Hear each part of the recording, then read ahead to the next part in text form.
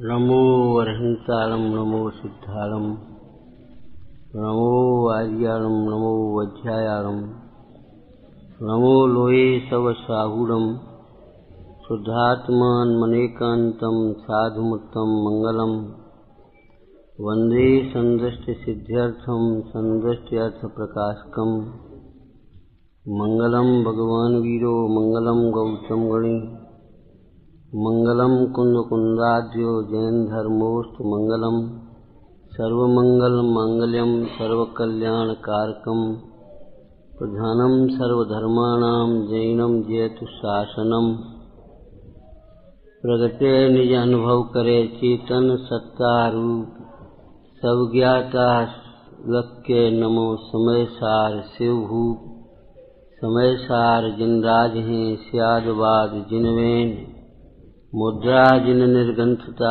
नमो करे सब चैन वंदित सब सिद्धि धूमचल मनोवम गदिम पते मोक्षाम समय पाहोड़ मृमो सुईति बली बलिदम। श्रीमद् आचार्य कुंदकुंद देव विरचित समय सार परमागम श्रीमद् आचार्य अमृतचंद्र कृत आत्मख्याति टीका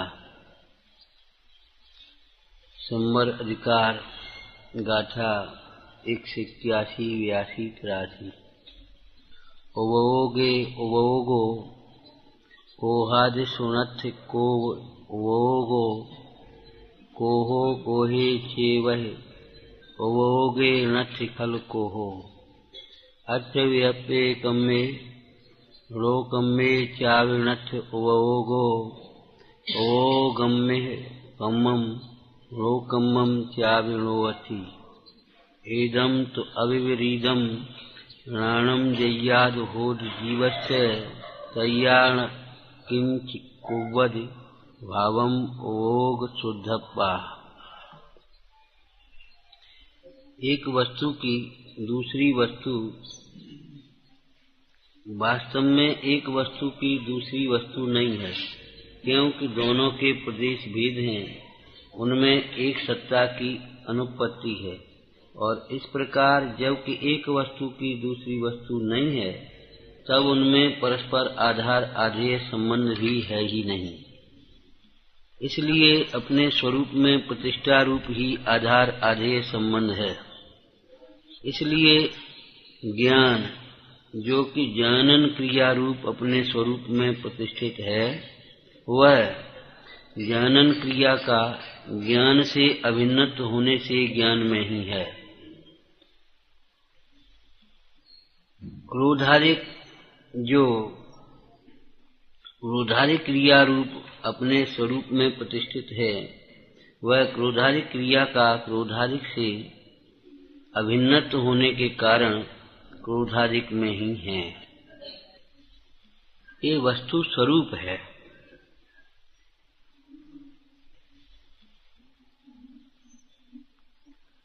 जो अज्ञानी पर को अपना मानता है वह भी पर से भिन्न ही है। जो ज्ञान और क्रोध को एक मानता है उसके लिए भी ज्ञान और क्रोध अलग अलग ही हैं। ज्ञान में क्रोध नहीं है, क्रोधारिक में ज्ञान नहीं है। क्रोधारिक की ओर क्रोधारिक भाव कर्म और नोकर्म समस्त गर्भित किए और एक और यहाँ ज्ञान लिया, तो ज्ञान में ज्ञान ही है। टीका में आगे और एक शब्दों का प्रयोग है, एक ज्ञान में ही ज्ञान ही प्रतिष्ठित है। एक प्रश्न है, देखो ज्ञान के बिना तो जीव को सुख नहीं होता। ज्ञान में ज्ञान स्वभावी आत्मा समझना चाहिए। अब वह ज्ञान है कहाँ है? तो कि ज्ञान ज्ञान में ही है। ऐसा लगता है दो ही क्यों लगे? एक ज्ञान में ही ज्ञान ही प्रतिष्ठित है, प्रतिष्ठित उत्कृष्ट पने स्थित है। उसे कोई खिसका सकता नहीं, हटा सकता नहीं, बदल सकता नहीं हो। तो ज्ञान में ज्ञान कहाँ है? कि ज्ञान ज्ञान में ही है। अर्थात ज्ञान को अन्यत्र मत खोजो, दूसरा, ज्ञान में क्या है? ज्ञान में क्या है? कि ज्ञान में ज्ञान ही है, ज्ञान में दूसरा कोई पदार्थ नहीं है। ये दो ही का अर्थ है। ज्ञान कहाँ है? कि ज्ञान ज्ञान में ही है। ज्ञान में क्या है? कि ज्ञान में ज्ञान ही है। जो पहली एक वस्तु की दूसरी वस्तु कही थी, एक वस्तु की दूसरी वस्तु नहीं है। तो एक वस्तु की दूसरी वस्तु नहीं है, एक वस्तु में दूसरी वस्तु नहीं है।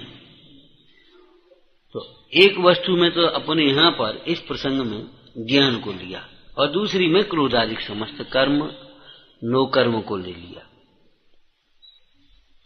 तो ज्ञान की चर्चा की कि ज्ञान में क्या है? कि ज्ञान में ज्ञान ही है। ज्ञान कहाँ है? कि ज्ञान ज्ञान में ही है। जिसे हमें जानना है वह भी भीतर है, और जिससे जानना है वह भी भीतर है। तात्पर्य यह है, हमारी आराधना साधना के मार्ग में किसी अन्य की आवश्यकता नहीं है। पराश्रित भाव नहीं है ये साधना और आराधना। सुख स्वभाव, सुख स्वभाव परम निरपेक्ष है, और सुख रूप परिणमन भी पर से निरपेक्ष है। ज्ञान स्वभाव परम निरपेक्ष है, और ज्ञान रूप परिणमन भी पर से निरपेक्ष है। कल एक बात कही, ये उपयोग है ना, अपन प्रयोग भले करें, कहें भले ज्ञान उपयोग खराब हो गया, उपयोग खराब नहीं होता, उपयोग जड़ नहीं होता। कहीं जड़ पदार्थ जैसे ज्ञान में झलकते हैं, ऐसा लगता है जड़ में दूसरे पदार्थ तो जड़ हैं, लेकिन ये रागादिक भाव भी जड़ ही हैं, ये नहीं लगता। ये रागादिक भाव भी ज्ञान में झलकते ही हैं। पीछे 44 नंबर की गाथा है इसी ग्रंथ में, कितना सुंदर लिखा। अध्यवसान से भिन्न आत्मा, कीर्ति कालिमा से भिन्न सुवर्ण की भांत, भेद ज्ञानियों को स्वयं उपलब्ध माने। कैसे कहा? कीर्ति कालिमा से भिन्न स्वर्ण की भांत, खान से सोना निकला, कीर्ति कालिमा संयुक्त है, मलिन अवस्था है उसकी, लेकिन कीर्ति कालिमा से भिन्न सुवर्ण की भांति, जैसे कीर्ति कालिमा मिली हुई अवस्था में सुवर्ण को कौन उपलब्ध करता है? उसका जो जानकार है,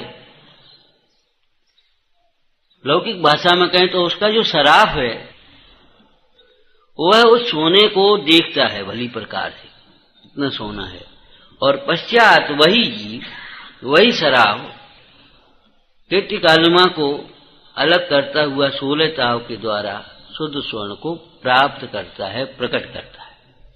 पहले वह उस अवस्था में ही स्वर्ण को देखता है, वह भी प्राप्त करना ही है, हम समझना जरा। और पश्चात 16 ताव के द्वारा कीर्ति कालिमा को अलग करता हुआ वह शुद्ध स्वर्ण की अवस्था को, कंचन वर्ण को प्राप्त कराता है। कीर्ति कालिमा और स्वर्ण मिले हुए होने पर भी भिन्न भिन्न हैं। एक अन्य तो भावना लिखी 6 डाला में, जल पैजों जियतन मेला, लेकिन कितना सुंदर आगे कहा, पे भिन्न भिन्न नहीं भीला, वजन काय पर है। यदि हम इसका अर्थ करें तो कैसे अर्थ करेंगे? जल्दी से अर्थ तो कर ही लेते हैं अपन। दूध और पानी की भांति मिले हुए होने पर भी, मिले हुए होने पर भी कि मिले हुए दिखने पर भी? ध्यान रखना, मिले हुए होने पर भी ये कथन भी किसी विविक्षा से है, ऐसा नहीं है कि नहीं है, लेकिन मिले हुए होने पर भी पे भिन्न भिन्न, भिन्न भिन्न होने पर भी मिले हुए हैं, ये बात वजन देने की नहीं है। मिले हुए होने पर भी भिन्न भिन्न है, ये वजन देने की है। हम परमार्थ को सुनते हैं, देखो साहब, निश्चय से तो ठीक है, अलग अलग है, लेकिन अलग अलग होने पर भी अभी से तो मिले हैं। और यहां क्या कह रहे, मिले हुए होने पर भी परमार्थ से तो भिन्न, वजन कहां आना।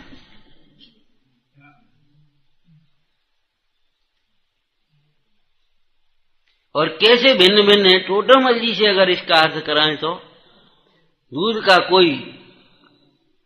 कोई भी अंश पानी रूप नहीं हुआ और पानी का कोई अंश दूध रूप,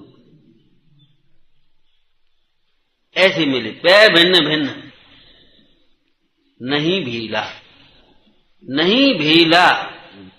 एक मेक हुए ही नहीं है, एक मेक नहीं हुए हैं और एक मेक मानता है, ऐसा विपरीत प्रतिभास ही अमृतचंद स्वामी कहते भव का भी है संसार का कारण। अग्नि में उष्णता और पानी में उष्णता, दोनों में अंतर है। अग्नि उष्णतामय है और पानी को उष्णता संयुक्त कहते। अग्नि में उष्णता नियत है, पानी में उष्णता नियत नहीं, अनियत है, उष्णता संयुक्त। पानी में उष्णता अगर स्वभाव के समीप जाकर के देखा जाए तो है ही नहीं। इसीलिए इस अध्यात्म शैली में क्या कहते, उष्ण पानी में जो उष्णता है वह अग्नि की है, पानी तो शीतल। यद्यपि वह उष्ण अवस्था वैभाविक दृष्टि से देखा जाए तो उन्हीं परमाणुओं की है, उन्हीं की है, पानी की है। अग्नि निमित्त मात्र, अग्नि ने पानी को गर्म नहीं कर दिया है, वो विषय अलग है। अभी यहां क्या कह रहे हैं, उष्णता है वह अग्नि की है और पानी, उष्ण पानी माइनस उष्णता। अब पानी शीतल स्वभाव सिद्ध होगा।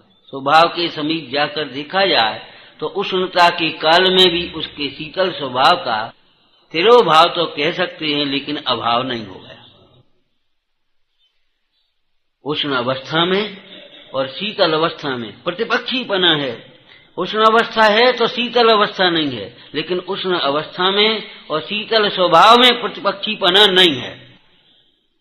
शीतल स्वभाव को इतनी अपेक्षा नहीं है कि उसकी उष्णता या उष्ण अवस्था मिट जाए तब वो शीतल स्वभाव हो, ऐसा नहीं है। उष्ण अवस्था के काल में भी उष्ण अवस्था से निरपेक्ष शीतल स्वभाव है। शीतल स्वभाव कैसा है, जैसा शीतल अवस्था के काल में शीतल स्वभाव है, वैसा ही उष्ण अवस्था के काल में शीतल स्वभाव।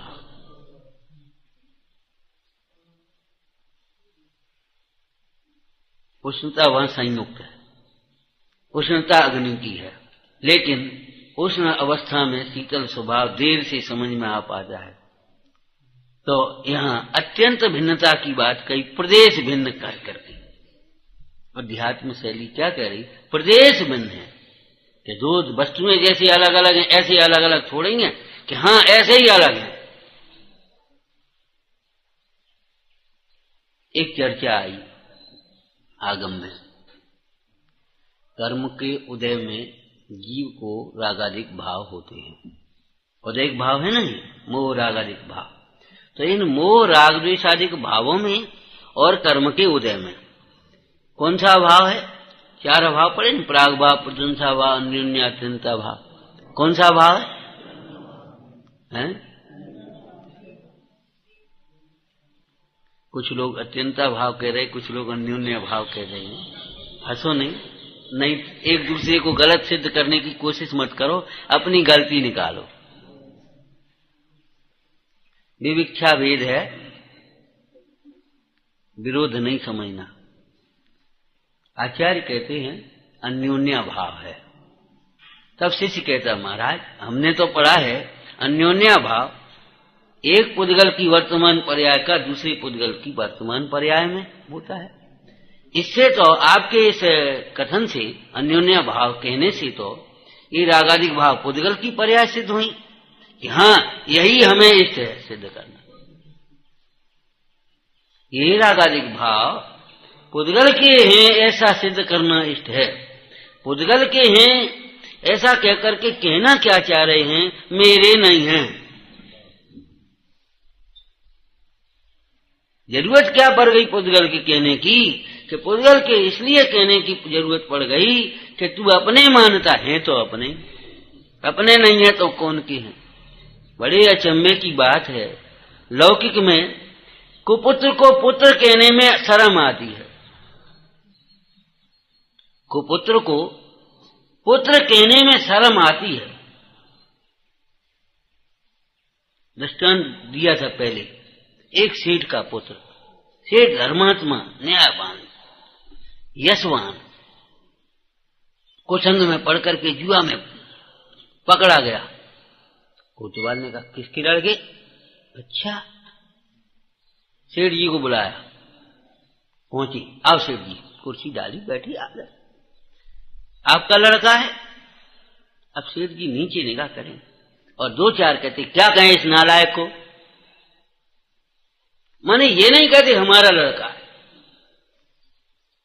आप तो बंद कर दो, अकल ठिकाने आ जाए, क्या कहें इस नालायक को। माने कहो ना अपना लड़का है। उस कुपुत्र को अपना कहने में शर्म आती है।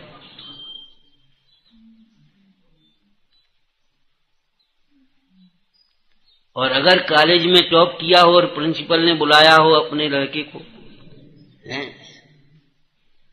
आओ सेठ जी बैठो, आपका लड़का है। अरे साहब आपका ही है। वहां अपना न कहते हुए भी एक गौरव अनुभव करता वहां, और उसको क्या, आपका लड़का है, अब क्या कहें इसको, कहो ना अपना। आखिर अपना तो है, तो अपना ही कहना तो अपना ही पड़ेगा। जिस तरह की रागादिक में आप शैली का प्रयोग करते, करो वहां जाकर के, तब पता पड़े। उस कुपुत्र को अपना कहने में शर्म आती है और रागादिक को अपना कहने में शर्म आना चाहिए भाई। जो अपना अपना कैसा, जिसे अपना होश ही नहीं है, जिसे अपनी प्रतिष्ठा का कुछ होश नहीं है, जो अपना तिरोभाव करने वाला है, बद्ध घातकपना है इसमें। जैसे वो कुपुत्र पिता की कीर्ति को कलंकित कर रहा है, पिता को बदनाम कर रहा है, ऐसे ये मोह रागादिक भाव, क्रोधादिक भाव, कर्मादिक भाव, एक जीव को गधा घोड़ा ऊंट बैल कौन कहला रहा है, नार की तिर्यंच की संज्ञा कौन देवा रहा है इस जीव को? जीव नहीं है ये, इनकी संगति के कारण से ये जीव पर संगे दुख गई है। तो अपने अपने नहीं है तो कौन के हैं? खुदगल में तो होते नहीं। इस तरह जिसकी गाढ़ता बैठी है उसमें, उस जीव की उस गाढ़ता को छुड़ाने के लिए आचार्य महाराज कहते सुनो, पुद्गल ही है। ऐसा पुद्गल स्पर्श रस गंध वर्ण वाला होता है। अरे पुद्गल पुर्यंती गलंती वाला होता है, जड़ होता है, ये लक्षण मिल गए उसमें। जो उपमा है या जो भी दृष्टांत हैं वो सब एक देश होते हैं, किसी विविक्षा से कहे जाते हैं, प्रयोजन है उनका, और उस प्रयोजन पर दृष्टि रखना चाहिए। तात्पर्य ये है रागादिक में अपना तो छुड़ाना इष्ट है।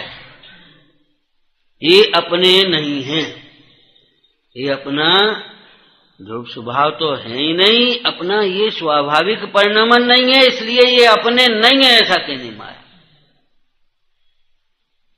है। तो अपने ये बात अलग है, अपने लिए दुख के कारण दूर करने लायक है कि जिसे अपना मानेगा वो दूर कैसे करेगा। ज्ञान में प्रत्याख्यानम, दूर जानना ही दूर करने का उपाय है, भिन्न जानना ही भिन्न करने का उपाय है। भिन्न जानेगा ही नहीं तो भिन्न करेगा कैसे?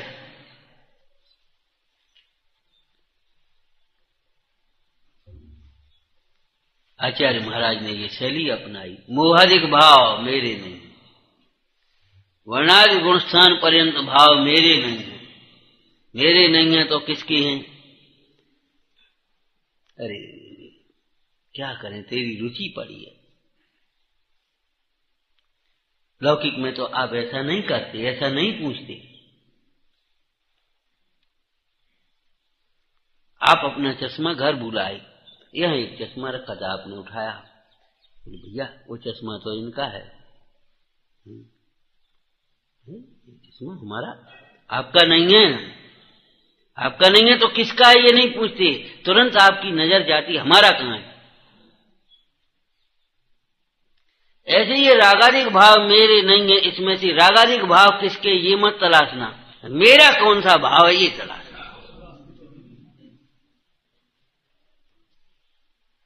एक चर्चा पहले की थी, ध्यान हो तो जाने इनको क्या हो गया जैनों को, अपन तो कुछ खोज करते नहीं, और जब भौतिक विज्ञान में खोज हो जाती है ना तो कहते ये तो हमारे शास्त्रों में पहले ही लिखी थी। अरे पहले लिखी थी तो तुमने करी का नहीं, पहले तुम कर लेते, जब खोज हो जाती तब कहते हैं कि हमारे शास्त्र में पहले ही लिखी थी ये बात।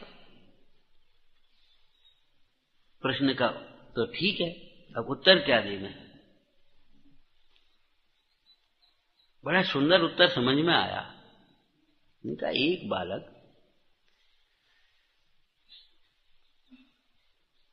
शीलवान, एक बालक अपना व्यवसायी, मंदिर गए, वहां एक कन्या दर्शन कर रही थी। दोनों के ज्ञान में दोनों को वो कन्या दिखी, लेकिन शीलवान पुरुष को, शीलवान उस बालक को देखते हुए भी कुछ नहीं देखा उसने, दिखी लेकिन देखा नहीं, अपने दिखी चलते। उसने पूछा भी भैया क्या बज गए उसकी गाड़ी में, तो उसने कह दिया बहन 8 बज गए। कोई मतलब ही नहीं, देखते हुए भी देखा नहीं, दिखी तो लेकिन देखा नहीं। दूसरा लड़का फिर ऐसे देखने लगा, ये कौन है, कौन की लड़की है, कहाँ रहती है, कहाँ पढ़ती है, खोज में लग गया, उसके पीछे चल गया। जब उसने कहा अरे जी उनकी लड़की, तो जी तो हम तो पहले ही जानते थे, तो तुमने जानते तो तुमने क्यों नहीं, क्या हमें जरूरत नहीं थी ना। समझ में आया कि नहीं, समझ में आया कि नहीं आया।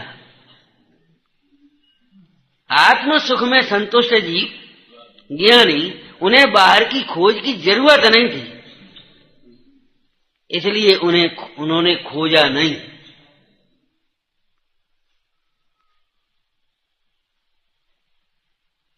ये क्या है, ये कौन है, ये क्या, हमें मतलब क्या होगा, कोई हमें क्या लेना देना। कहीं किसी भी क्षेत्र में आप उनकी खोज नहीं करते जिनसे अपना प्रयोजन नहीं समझते। बस स्टैंड पर सैकड़ों गाड़ियां खड़ी, आप खोजते हैं ये कौन सी गाड़ी है, ये कहां जाती है, ये किसकी है, ये फलाना है, खोजते हैं। मेरी गाड़ी कहां है वो खोजते हैं। आप बताओ, आपकी दुकान पर भी अगर कोई इस तरह का प्रश्न करे तो भाई साहब ये कपड़ा कौन सा है, ये काहे का है, ये कहां से आता है, ये किस भाव है, आप क्या पूछेंगे, आपको क्या चाहिए, कि हमें कुछ नहीं।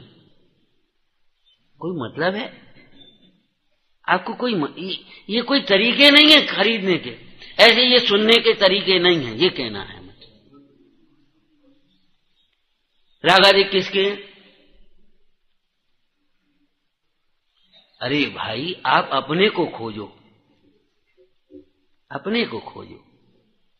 ये रागादिक भाव तू अनादिकाल से अपना मान रहा था, और ध्यान रखना रागादिक भाव दुख के कारण हैं, ठीक है, और रागादिक भावों को अपना मानना अनंत दुख का कारण है।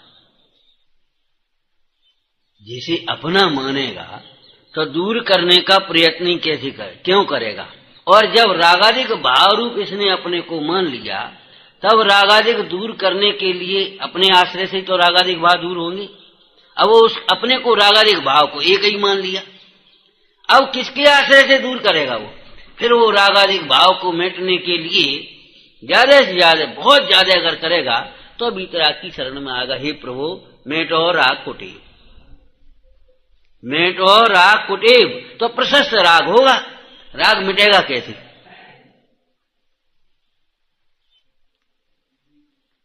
मेटो राग कुटेव इस लक्ष्य को लेकर के जब आया तो भगवान कहते हैं देखो देखो राग को भिन्न, राग को भिन्न मत देखो, ये नहीं कह रहे, राग से भिन्न देखो, और राग से भिन्न अपने को मत देखो, ज्ञान से अभिन्न देखो।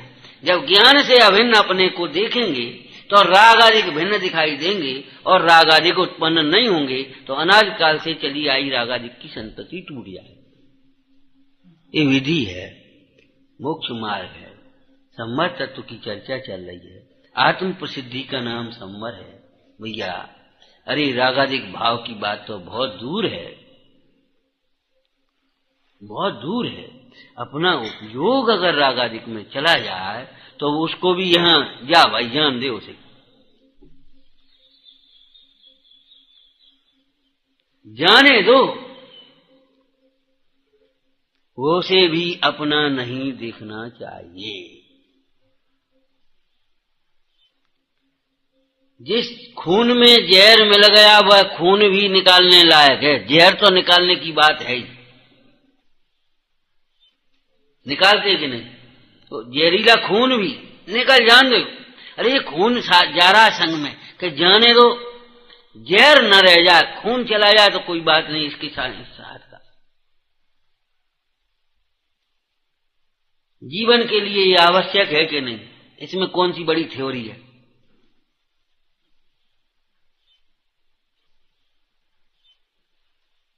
ज्ञान ज्ञान में है, ज्ञान में ज्ञान ही है, ये वस्तु स्वरूप है। लेकिन अनादिकाल से ऐसा जाना नहीं। ज्ञान को ये जीव पर में खोजता रहा, और ज्ञानियों से भी क्या कहें, महाभाग्य से इस जीव को ज्ञानियों का योग बन जाए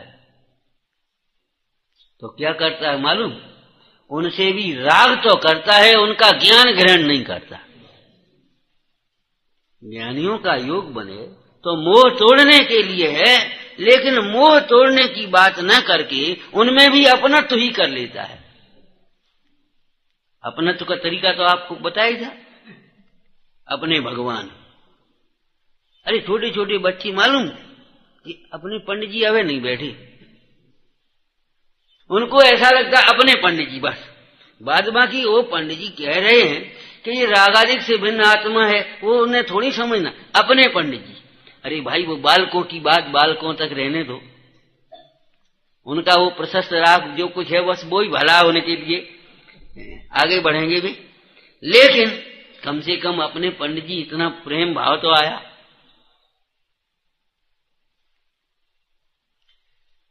लेकिन विचार करो, हम भी यही सोचते रहे अपना मंदिर अपना तीर्थ। अरे अपना तीर्थ क्यों कहा इसे? ये अपने तीर्थ को बताते हैं। अपने पंडित जी क्यों कहा इनको? ये अपने स्वरूप को बताते हैं। अपने भगवान क्यों कहा? ये अपना स्वरूप बताते, अपना भगवान को बताते। इसलिए हम इन्हें व्यवहार से अपने कहते हैं, सच्चे कहते हैं।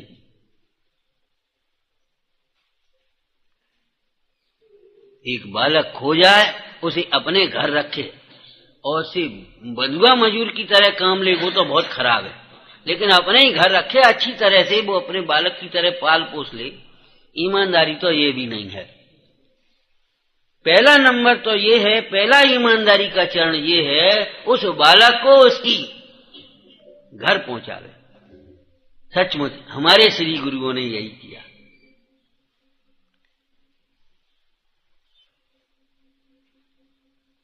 हमारे श्री गुरुओं ने यही किया।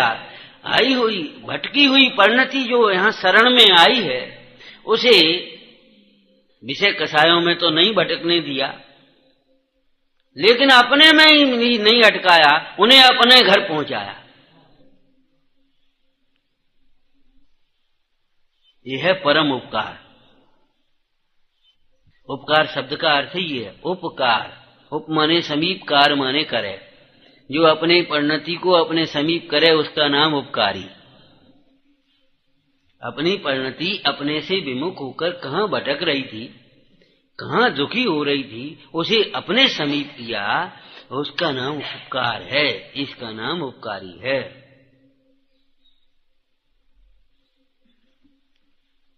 और अपनी परिणति अपने समीप दुखी रह सकती नहीं,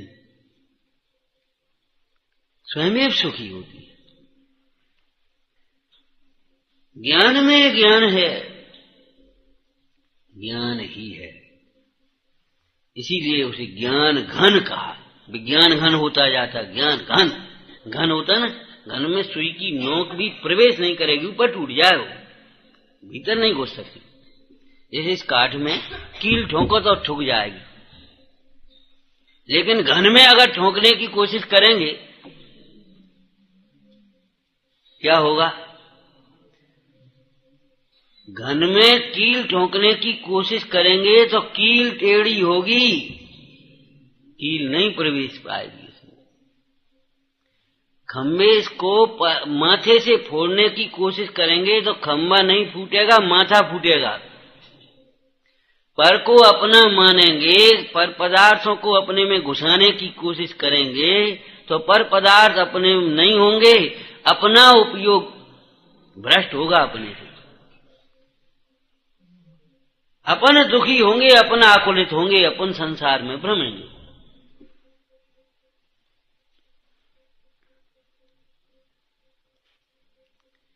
भेद ज्ञान के बिना त्याग बेकार तपस्या कोरिए, ये समझ लेना चाहिए, या भेद ज्ञान कर। लौकिक में भी किसी भी संवाद को मिटाने के लिए, किसी मार्ग पर चलने के लिए, इलाज करने के लिए, किसी भी कार्य के लिए, शिक्षा के लिए, हर कार्य के लिए पहले नंबर पर भेद ज्ञान। भेद ज्ञान के बिना आपका प्रारंभ नहीं हो सकता। बच्चा आपका बड़ा हो गया, अब क्या करें बोलो? पढ़ाना है इसको, अब वेद ज्ञान बिना नहीं पढ़ा सकते आप। लौकिक में भी कौन से स्कूल में भर्ती करें इसे, बहुत से हैं ना, कौन से स्कूल में ठीक रहेगा? ट्यूशन कौन से अध्यापक से, कौन सी बस में बैठे, कौन से डॉक्टर को दिखाएं? अनेकों में से भेद ज्ञान करना पड़ेगा आपको कि नहीं करना पड़ेगा? दुख दूर करने के लिए भी भेद ज्ञान करना, किसकी शरण लें, किसका अवलंबन लें, किसको अपना माने। लोग कहते हैं क्या हो गया, जमाना कितना खराब आ गया, इतना बुरा जमाना, चाहे किसी के लिए कुछ भी करो, लेकिन अंत में वो दगा ही देता है। कितना ही अपना मानो वो अपना नहीं होता, झूठ बोलते हैं।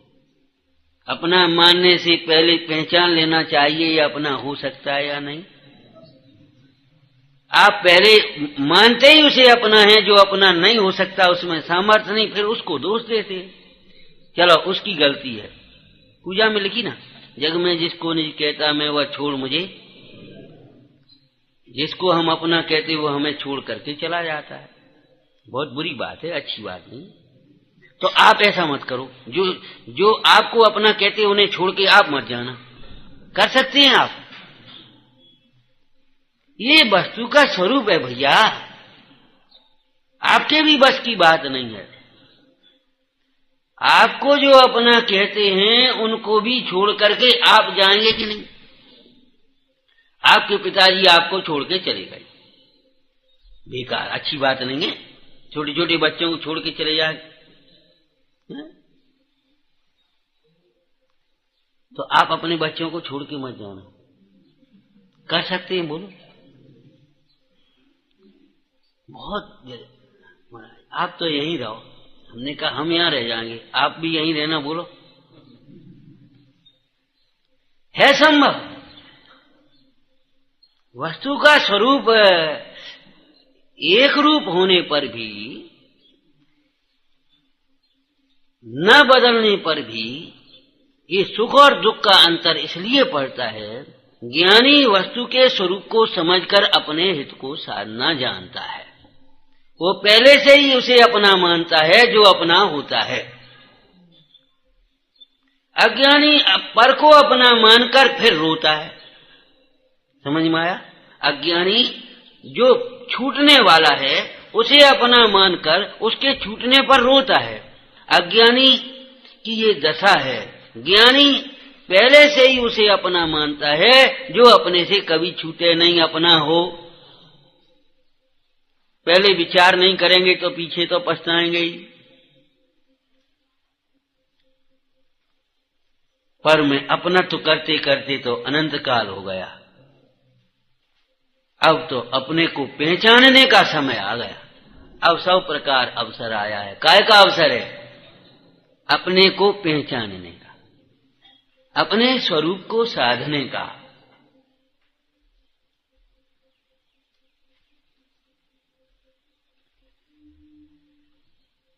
ये क्रोध आदि के भाव कैसे मिटे? कैसे मिटे? धूप में अपन बैठ गए बाहर, जेठ की दोपहरी की धूप सहन नहीं होती, बाहर बैठ गए। अब ये धूप कैसे मिटे? ये धूप तो बहुत तेज लग रही है, पसीना पसीना हो रहे, क्या करें? ये धूप कैसे हटे? कि अपन उठ करके यहां आ जाएं। और कोई उपाय आप बताओ।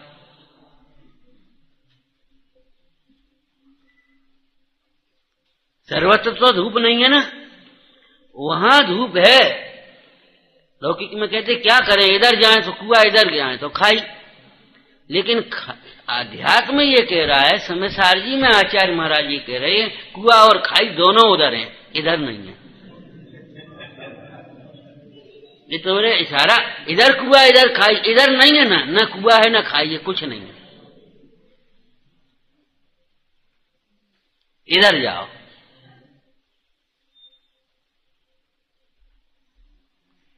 वहां धूप है, यहां तो नहीं है ना, यहां आ जाओ ना।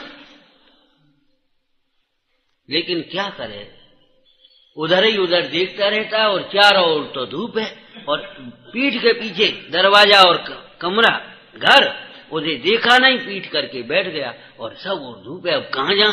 धूप तो सहन नहीं होती। सूर्य को भी यानी क्या हो गया है, और राजा भी कुछ इंतजाम नहीं करता है। समझ में नहीं आती लोग कैसे रह लेते हैं। इस तरह की बातें कर रहा है।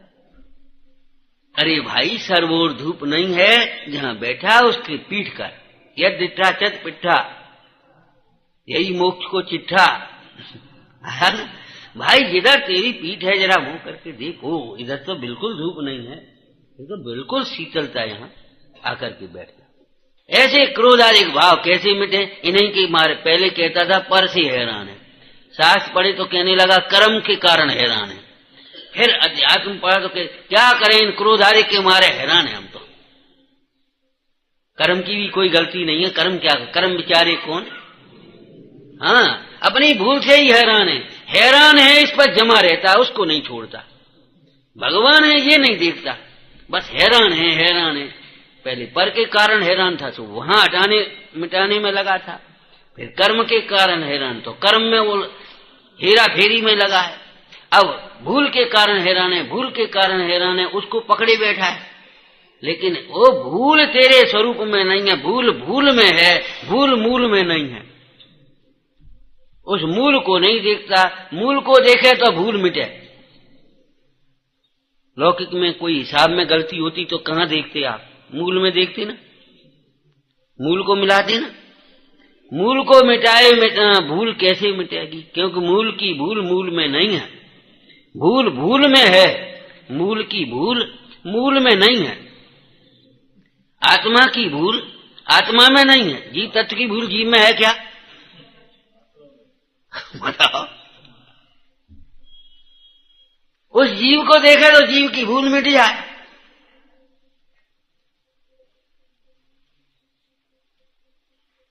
लेकिन उस जीव को नहीं देखा, क्या करें? हैरान है, हैरान है, हैरान है, बस यहां पर जमा रहता है। पर के कारण है ना। अरे तुम नहीं समझते, पर पदार्थ थोड़ी हैरान करते किसी को, अपने कर्म से हैरान होता है। अच्छा, तो अब कर्म रटने लगा, कर्म को कोसने लगा।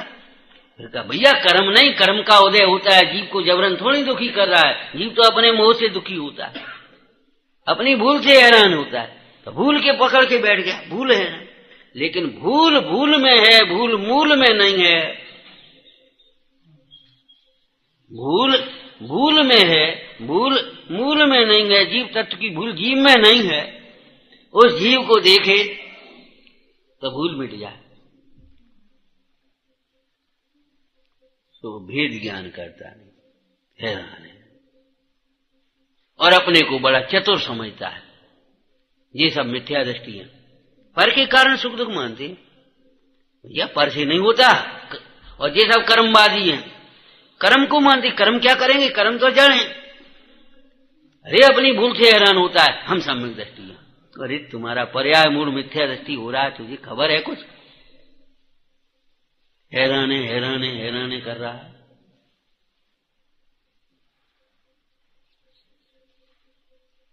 भूल है नहीं साहब पर्याय में। अरे पर्याय में भूल है, जी कौन कह रहा है नहीं है, लेकिन पर्याय की भूल तू अपने स्वभाव में क्यों देख रहा है, ये बता। जैसे वो गूंगे बालक, तोतले बालक, माँ ने कहा देखो वो मेहमान आए, बोलना नहीं। लड़की देखने में सुंदर से अच्छी लगती थी, वो पूड़ियां बनाने के लिए माँ बैठी, सो कहती देखो वो चिड़िया चिड़िया चिड़िया चिड़िया चिड़िया करने लगे। तो अरे ये तो तोतला है, मैंने करी थी तू बोल गो। अरे ये भी तोतला है। अब तीसरा बैठा था, देखो हम तो बोले नहीं, हम तो बोले नहीं, वो सोचता है कि हम नहीं बोले। अब बताओ क्या करें। और सोच रहा है कि देखो हम कितने होशियार हैं कि हम तो बोले नहीं, हमने तो बात आज्ञा मानी। ऐसे जिन आज्ञा मानता है ये जी, और नहीं तो जिन आज्ञा माने तो मिथ्या दृष्टि नहीं रह सकता।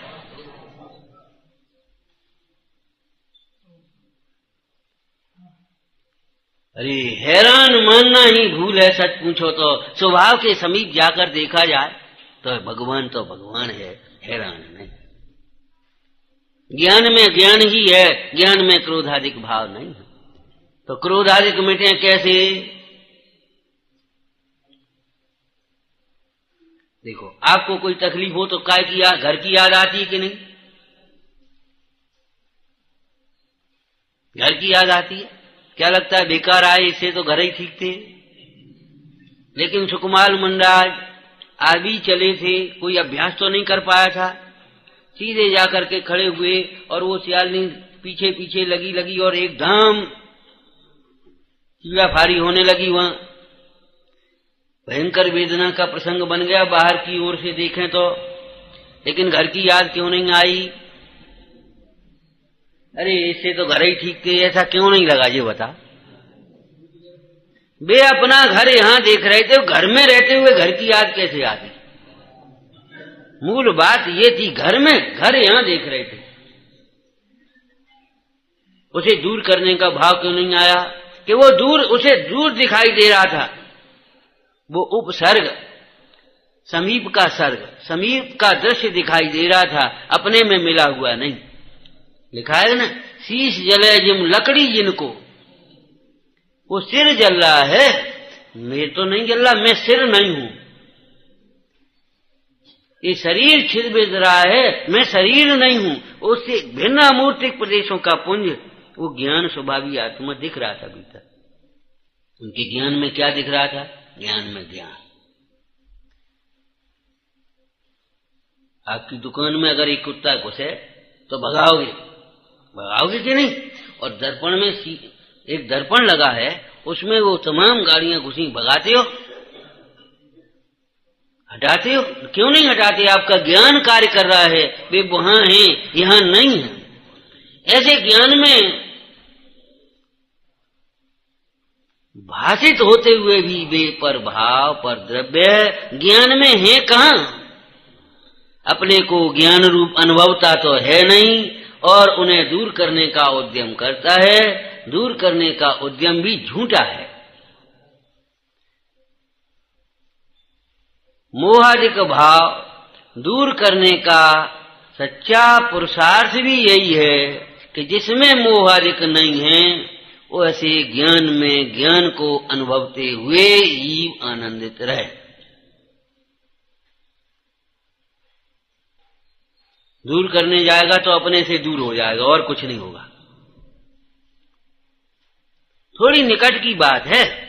जिन्हें रागादिक भाव अच्छे लग रहे हो, उनके पोषण में लगे, उनकी बात नहीं है ये। वे तो ऐसा कथन पढ़कर के भी रागादिक का पोषण करते, स्वच्छंदता का।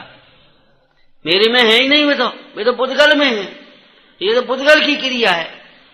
अरे पुद्गल की क्रिया है, देखो, अरे ये क्या, ये नहीं खाओ, ये नहीं खाओ। आत्मा तो अनाहारी, खाता पीता है ही नहीं, तो फिर ये भी मत खा जो खा रहे, ये नहीं पकड़ेगा। वहां अनाहारी दशा को प्राप्त करने की भावना नहीं भाएगा, चाहे कुछ खाने का पोषण करेगा।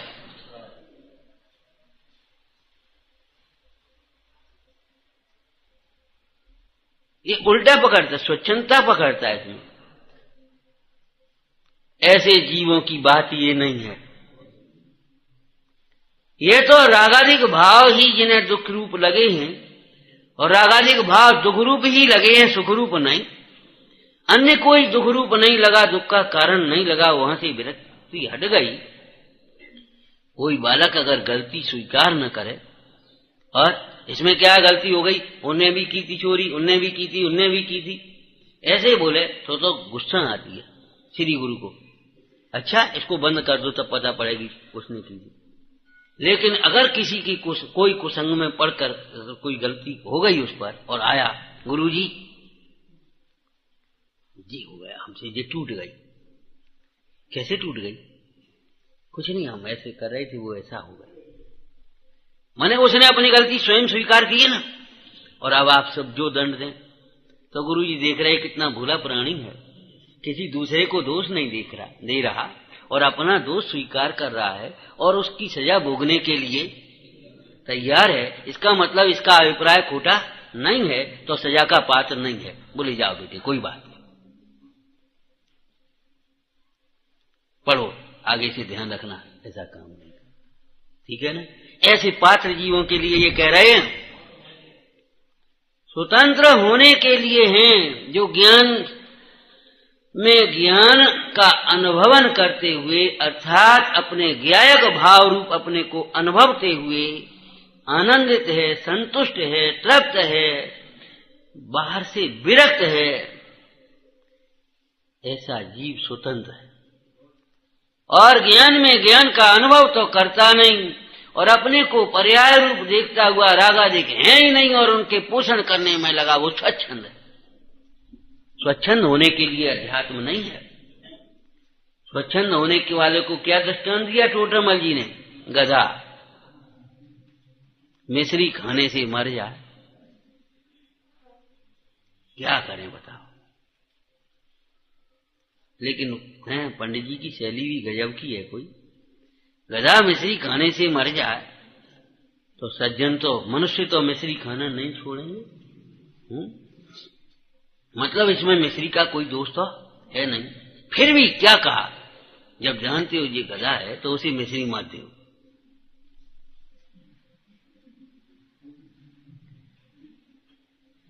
उपदेश दाता का तो कोई दोष नहीं है, फिर भी पंडित जी क्या कह रहे नीचे, स्वच्छंदता की जिसकी अभिप्राय की झलक आपको दिखती है, उसे कहो नहीं, रुक जा भाई। एक कुपात्र दान, अपात्र दान होता है ना, दुख का कारण है। संपत्ति को अंधकूप में पटक देना, लेकिन कुपात्र को नहीं देना। जुआरी शराबी को देोगे तो क्या कह रहे, हम आपसे कुछ कह रहे हैं, ये लोक व्यवहार की बात भी बता रहे हैं आपको। ये कमा कमा करके संस्कार शून्य पीढ़ियों को मत सौंप जाना। बहुत से ट्रस्ट बनते हैं, बिगड़ते क्यों हैं? परिवारी के मुंह, इन्हें रख लो, इन्हें रख लो, ये रिश्तेदार बेरिश्तेदार, जे अपने को घुसा ले, पीछे से भी संवाद पढ़ के बिगड़ जाते हैं। ये धरोहर, ये संपत्ति संस्कार वालों को, तत्व संस्कार वालों को सौंपना, तो इसका सदुपयोग होगा। इसमें परिवार का मोह और रिश्तेदारी नातेदारी का मोह मत लाना। ये अपनी जाति के हैं, बिगाड़ काय में हो रहो, अपनी अपनी जाति वालों को ले लो, नहीं ये अपने रिश्तेदारों को भर ले, नहीं ये अपने परिवार वालों को ले ले। धीरे धीरे वो सब, उनको संस्कार नहीं तो बिगाड़ के फेंक देते। हम तो आपसे ये कह रहे हैं, ये धार्मिक संपत्ति की बात तो बहुत दूर है। लौकिक के आपके घर की संपत्ति भी बच्चों को बाद में सौंपना, पहले तत्व ज्ञान के संस्कार देना, और संस्कार अगर नहीं हो उनमें, उनकी भवितव्य अनुसार, तो अपनी संपत्ति को धर्म कार्यों के लिए समर्पित कर देना।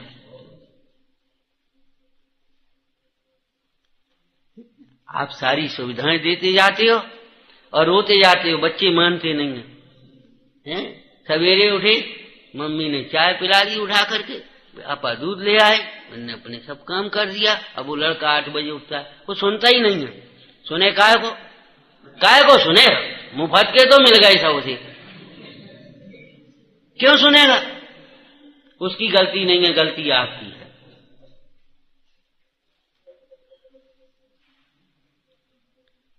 दो गलतियां हो सकती हैं यदि आप, एक तो आपका मोह का अंधपना है वहां, और दूसरी आपने अपने पिता की उसके सामने नहीं सुनी होगी। आपने अपने पिताजी की उसके सामने नहीं सुनी होगी।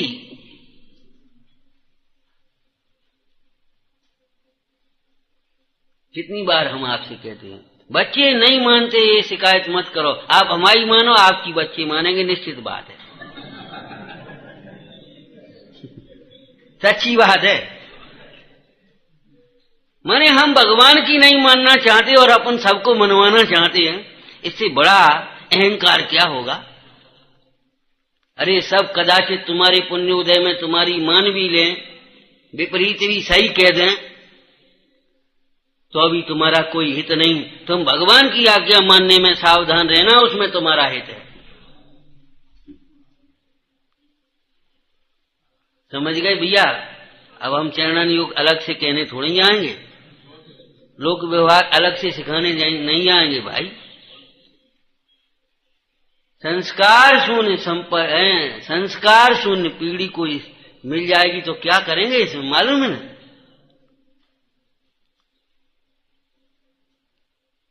कोई शहरों में कोई ने मार्केट निकाल लिए, कोई ने होटल बना लिए, कोई ने कुछ कर दिया। क्या किया बताओ?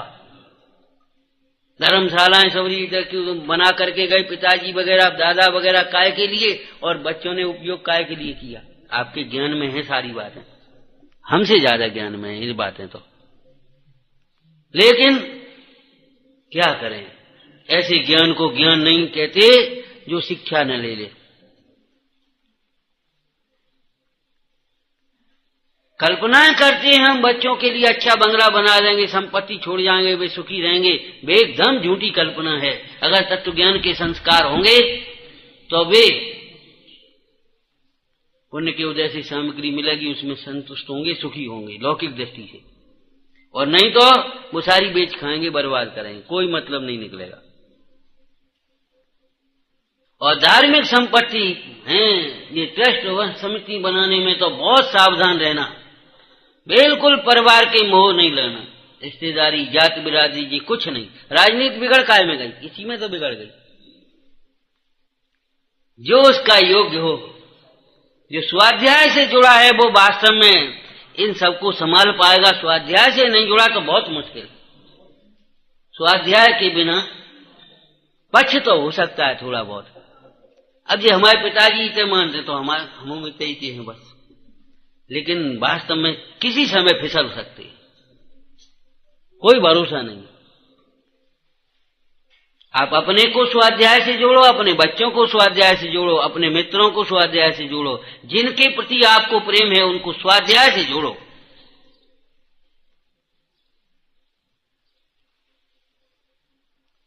स्वाध्याय के बिना हित करने का दूसरा उपाय बाहर में तो नहीं है भाई।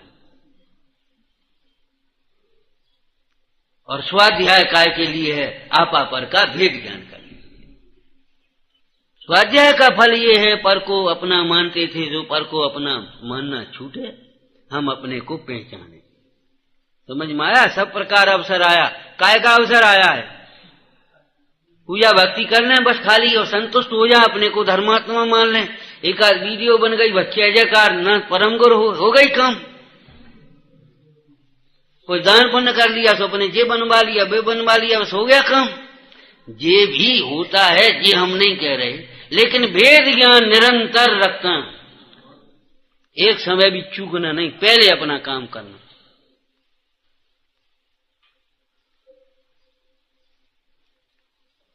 अपने को पहचाने बिना, अनुकूलता में अटके बिना कोई जीव रह न सकता नहीं, और प्रतिकूलता में मन भटके बिना रहेगा नहीं।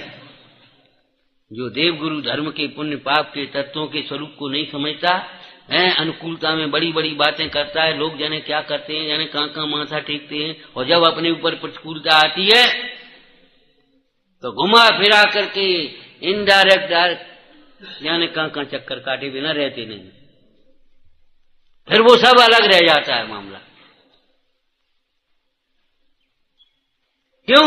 एक ज्ञान, अनुकूलता और प्रतिकूलता में भटकना और अटकना जो है ना, वो यहां से मिटेगा। ज्ञान है, सच्ची बात है, ज्ञान बिना सब अंधा लोग। क्रोधाधिक दूर करने का विकल्प तो हो सकता है, विकल्प मिटाने का विकल्प तो हो सकता है ज्ञान में, ज्ञान के अनुभव बिना, लेकिन विकल्प मिट नहीं सकते। संसार का भाव कैसे हो, क्रोधाधिक भाव कैसे मिटे, कर्म बंधन कैसे छूटे, ये सब बातें हो सकती हैं, कसाय की मनता में ये विचार आ सकते हैं, लेकिन ज्ञान में ज्ञान का अनुभव हुए बिना मिटने का प्रारंभ नहीं होता। ये वस्तु स्वरूप है, ज्ञान में ज्ञान है, और ज्ञान में ज्ञान ही है। क्रोधाधिक क्रोधाधिक में है, क्रोधाधिक क्रोधाधिक में ही है, मेरे में नहीं। ऐसी अनेकांश शैली आ गई ना पूरी दोनों में। अब ऐसा अविपरीत ज्ञान, क्या कहा? ऐसा अविपरीत ज्ञान अनादिकाल से नहीं हुआ, इसलिए दुखी रहा। दुखी क्यों रहा फिर? महाराज जब आत्मा में सुख है तो दुखी क्यों है?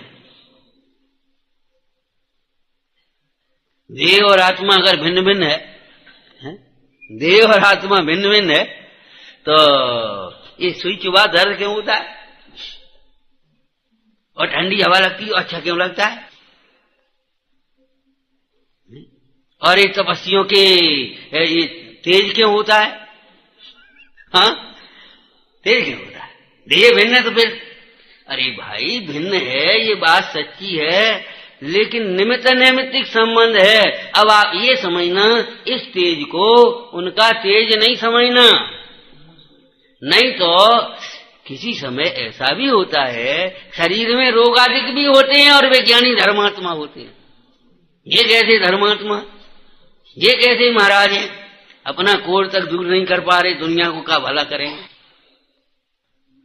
अरे कर नहीं पा रहे ऐसा नहीं, उन्हें करने की जरूरत भाषित नहीं हो रही, वे कोर को भिन्न जान रहे हैं और कोर के काल में भी अपने ज्ञान में ज्ञान का अनुभव करते हुए अतीन्द्रिय आनंद को पी रहे हैं। तकलीफ ही नहीं है। हटाना मिलाना तो तब चाहता है कोई तकलीफ हो। अब बैठे अपन, क्यों कहें हम उठो भैया यहां से, जब यहां से निकलना हो, कोई बात हो तो कहीं भैया हटना जरा। हटाने का विकल्प क्यों हो? विकल्प कब होता है? यहां ना कोई काम हो तब तो बुलाएंगे, जब काम ही नहीं है। सर्वार्थ सिद्धात्म तया विधत्ते ज्ञानी के मन से परे, सर्व प्रयोजन की सिद्धि अपने में अपने से ही होती है, तब फिर पर से कोई प्रयोजन ही भाषित होता नहीं है। हटाने मिटाने के विकल्प स्वयं ही मिट जाते हैं। दुख का कारण देह और आत्मा का एक होना नहीं, देह और आत्मा को एक मानना है। ये तेज का कारण है दीप्तम च तप्तम च तथा महोग्रम घोरम तपो घोर पराक्रमस्था। अरे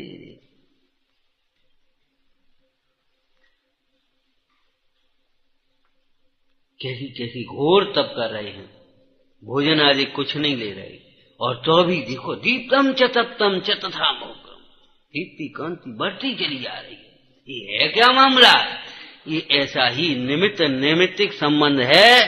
वास्तविक स्थिति ये है कि ये परमाणुओं का परिणमन अलग है और चैतन्य का तेज अलग है। उस चैतन्य के तेज को, चमत्कार को पहचानना चाहिए। हे तेजोमय, तेज पुंज, तेज पुंज लिखा ना, कैसा तेज पुंज?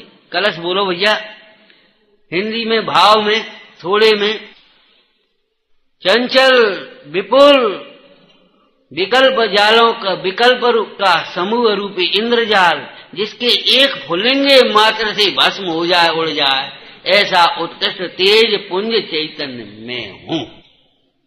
तेज पुंज लिखा। जैसे प्रतापी राजा के तेज के आगे अपराधी कांपने लगते हैं, भग जाते हैं, छोड़ स्वयं भी सामने नहीं रहते, ऐसे इस चैतन्य के तेज के सामने जिस समय हो आत्मचिंतन कर्म थर थर, भाव की एकाग्रता लग छोड़ खुद ही, ऐसा अविपरीत माने यथार्थ सम्यक ज्ञान जीव को नहीं हुआ, इसलिए संवर नहीं हुआ, आश्रव होता रहा। ऐसा अविपरीत ज्ञान जब ही प्रकटता है जीव के, जब ऐसा अविपरीत ज्ञान प्रकटता है, कैसा विपरीत ज्ञान? यथार्थ ज्ञान, सम्यक ज्ञान। इस ज्ञान में ज्ञान ही भाषित होता है। ज्ञान में ये क्रोधाधिक भाव पहले से ही नहीं है, देखेगा तो नहीं रहेंगे, और है देखेगा तो लौकिक में भी सच्ची बात है।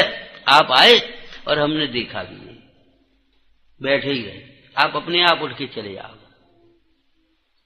अंतर ये है, अगर हमने अभिमान से नहीं देखा और विषयों से नहीं देखा, विषयों में आसक्त अपने धुन में लगे रहे और देखा नहीं, तो आप द्वेष से जाओगे। बड़ा बेकार आदमी है, बताओ, बैठा रहा, वो उससे ये भी नहीं कहा क्या भाई कैसे आए, बैठो भैया, कैसा आदमी है, बड़ा अभिमानी है। लेकिन अगर आत्म ध्यान में बैठे हो कोई, आप सामयिक में अगर कोई बैठा हो और आप जाएं तो वो कहेगा भी नहीं आप जाओ, और आप चले भी जाओगे और आप बुरा भी नहीं मानोगे, और उस टाइम पर फिर कभी नहीं जाओगे। क्यों है कि नहीं? तो भैया वो अभी तो सामयिक पर बैठे होंगे, अभी मत चलो। कितनी निरापद विधि है। ऐसे ज्ञान में ज्ञान रूप अनुभवता हुआ जीव उन क्रोधाधिक भावों की ओर देखता भी नहीं है, इसलिए वे क्रोधाधिक भाव चले जाते हैं और फिर कभी नहीं आते हैं, और वह ज्ञान में ज्ञान रूप अनुभवता हुआ अनंत काल तक आनंदित रहता है। ऐसा अविपरीत ज्ञान जब ही प्रकटता है जीव के, तब अगर अधिकार के शब्द को कहें, तब ये जीव को संवरण होता है। अर्थात ज्ञान में ज्ञान का वर्ण करता है तो ज्ञान रूप सम्यक ज्ञान रूप परिणमन होता है, सम्यक ज्ञान के साथ ही ज्ञान वैराग्य रूप परिणमन होता है, तो ये जीव के क्रोधाधिक भाव का परिणमन रुक जाता है, और क्रोधाधिक भाव का परिणमन रुकने पर उसके निमित्त से होने वाले कर्म का आश्रय भी रुक।